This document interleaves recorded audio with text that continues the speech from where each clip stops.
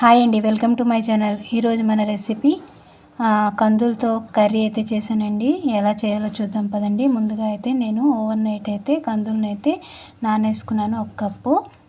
ఇప్పుడు ముందుగా ఇవి ప్రెషర్ కుక్కర్లో వేసి ఉడికించుకోవాలి.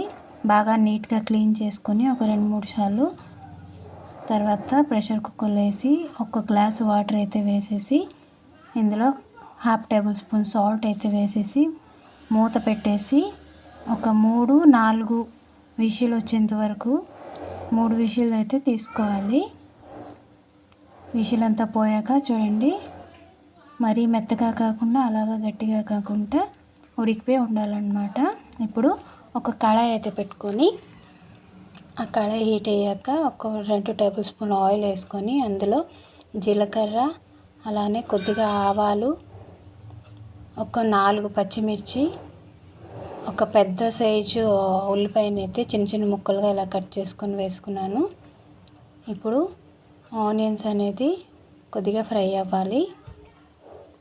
ఆనియన్స్ ఫ్రై అవ్వడానికైతే నేను ఇక్కడ సాల్ట్ అయితే యాడ్ చేస్తున్నాను. సాల్ట్ చూసుకొని యాడ్ చేసుకోండి, ఎందుకంటే మనం కందులు ఉడకపెట్టేటప్పుడు కూడా సాల్ట్ వేసుకున్నాం కాబట్టి సాల్ట్ కొద్దిగా వేసుకొని ఆనియన్స్ అనేది బాగా వేయించుకోవాలి. చూడండి, ఆనియన్స్ వేగాక ఇప్పుడు 1 టేబుల్ స్పూన్ అల్లం వెల్లుల్లి పేస్ట్ అయితే వేసుకొని పచ్చి వాసన పోయేంత వరకు వేయించుకోవాలి.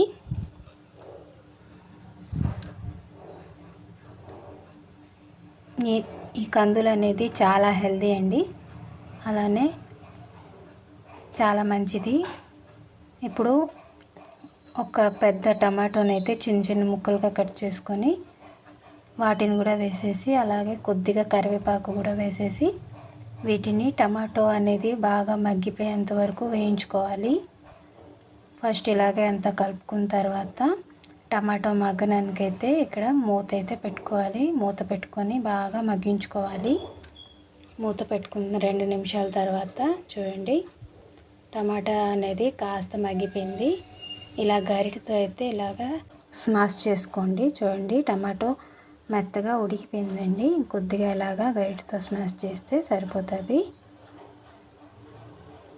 చూడండి, బాగా టమాటో అనేది మగ్గిపోయింది. ఇప్పుడు కందుల్ని వాటర్తో సహా ఇందులో యాడ్ చేసుకోవాలి.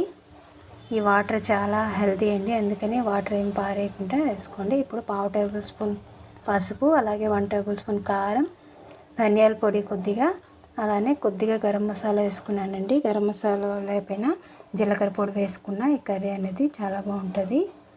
ఇప్పుడు ఇది బాగా కలుపుకున్న తర్వాత బాగా కలుపుకొని మనం మూత పెట్టుకొని కర్రీ అనేది దగ్గరికి వచ్చేంత వరకు బాగా ఉడికించుకోవాలి. చూడండి, ఎంత బాగా ఉడికిపోయింది కదా. ఈ కర్రీ చపాతీ అలానే రోటీతో అయితే సూపర్గా ఉంటుంది. చూడండి, ఆల్మోస్ట్ మన కర్రీ అనేది రెడీ అయిపోయింది. ఇప్పుడు చివరిగా కొద్దిగా కొత్తిమీర వేసుకొని స్టవ్ ఆఫ్ చేసేయండి. చాలా హెల్తీ అండి, ఒకసారి ట్రై చేయండి. ఎలా వచ్చిందో కామెంట్ చేయండి. Thank you for watching. Bye bye.